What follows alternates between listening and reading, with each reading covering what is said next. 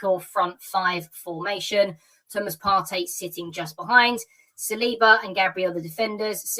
Thomas Partey would often drop deep in here to pick up the ball from these two because they do play quite wide. And we would see Tomiyasu and Ben White. Ben White often getting on the overlap, sometimes making up a front six for Arsenal, something that we're seeing more this season compared to last season where Tomiyasu played down that right-hand side pretty much the whole season, barring his injury towards the back end of the season. There were times when Arsenal played really narrow, where we saw White and Tomiyasu coming in here, and that was to just allow our players to play a little bit more like this in these wide areas. But more often than not, Arsenal did play very, very narrow in this particular game. And one thing that I did notice quite often is we were seeing Xhaka drop a lot deeper at times when Arsenal were playing, I suppose, in that middle third, if you will. It was more of a 2-4-4. Again, Arteta just looking to make those little tweaks in the game. Maybe some teams getting a little bit wise to Arsenal's front five. Maybe we're a little bit more exposed on the counter-attack. But what I did really like is just how fluid this system was for Arsenal today. We were a 4-1-4-1 looking to hit them on their counter-attack when they had their chances few and far between. There were also the typical 4-4-2 where we spring into those counter-attacks, which is where Reiss Nelson's first goal came from. There were also the front five that we usually see. There was the front six with Ben White adding on that right-hand side, looking to overload with the likes of Odegaard, Nelson and Saka when he was on. There was Granit Xhaka dropping a little bit deeper to create a bit of more of an overload in midfield because of the numbers that Nottingham Forest had in there. So there's just so much to analyse. A really, really, really, really good game to look at. I thoroughly enjoyed it. I hope you did too. But let's have a look at those action areas and the passing shape just to kind of back up a little more of what I've just shown you on that tactical board. So looking at Arsenal here, as already mentioned, very, very narrow. Normally we see the likes of Saka and Martinelli just a little bit wider. Ben White even more wide, looking to get around Saka. In some cases, we see Tomiyasu playing quite inverted. We're seeing that quite a lot with him and the likes of Zinchenko, so no real surprises there. But you can see what I mean with Granit Xhaka, number 34, playing much deeper than usual, playing more of a sort of deep double pivot. I think Arteta wants there to be a lot more football played on the halfway line, looking to open up these teams that are playing quite deep. And Nottingham Forest today did play with two very low blocks with not much space between the lines. And Thomas Partey did very, very well on several occasions in this particular game to break those lines, especially for that Reiss Nelson first goal, which we'll go into in just a moment.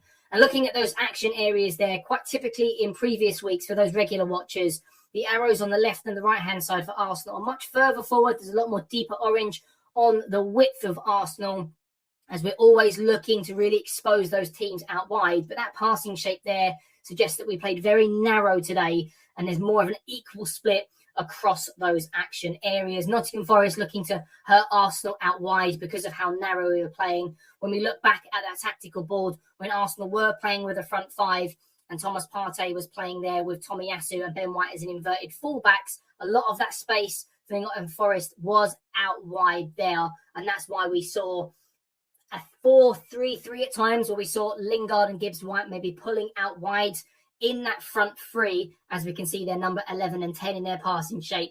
And also number 32 and 34, that's Lodi and Aurier, looking to try and get as much width as possible, making up five in midfield, making up five when attacking. So that's the information there. Let's have a look at the key moments in the game. This is the first goal we can see here in the yellow circle. Bukayo Saka whipping the ball into the box. Now, for Nottingham Forest, I'd be absolutely fuming.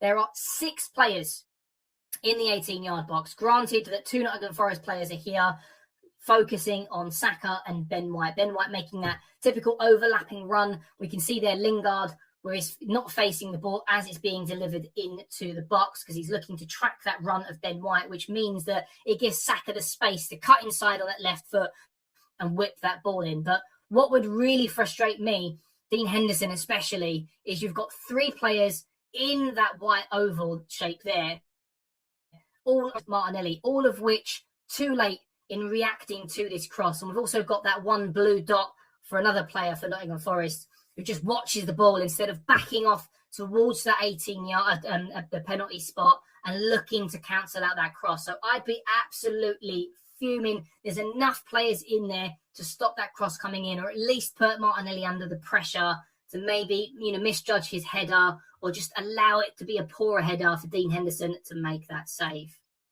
Now, going back to what I mentioned on the tactical board, there were many, many occasions where Nottingham Forest were playing really, really deep, allowing Arsenal to play football in front of them in and around that 18-yard box.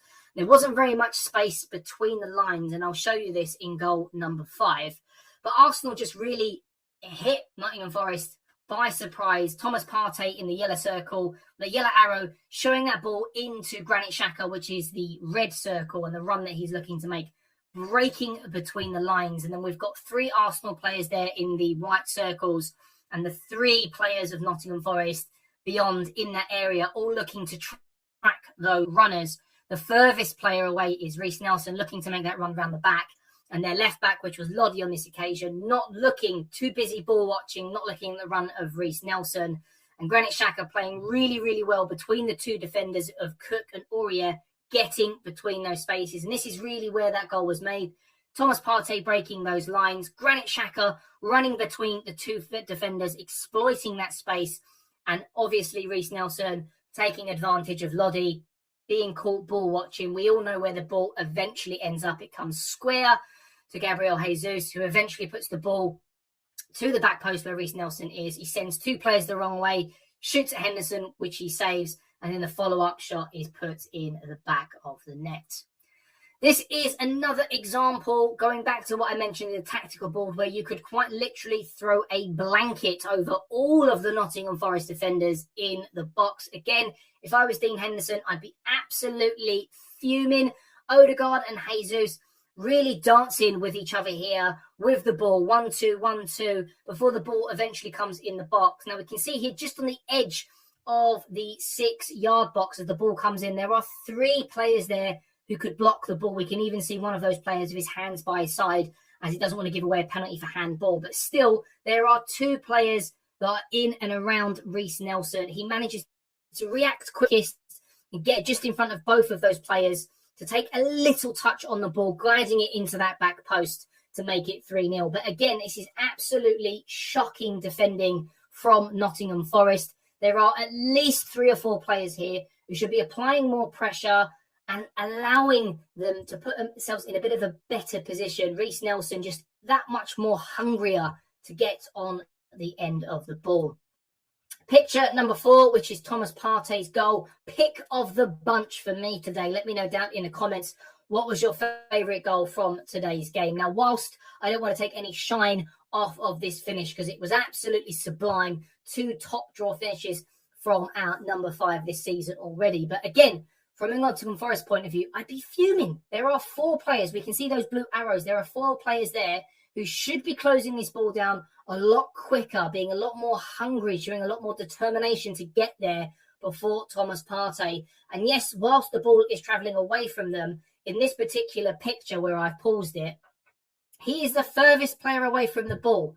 They should be making far more of an effort to close this down, try and putting Thomas Partey off, putting their bodies on the line to really stop this ball from even getting on target. But credit where credit's due, it was top bins. Dean Henderson, who's in a great position here. You can see from the picture towards that left-hand side, more towards his near post, and even he couldn't get it. But again, so much there to be looked at from a coach's point of view, and I'm sure Cooper will be looking at that on the training ground come next week.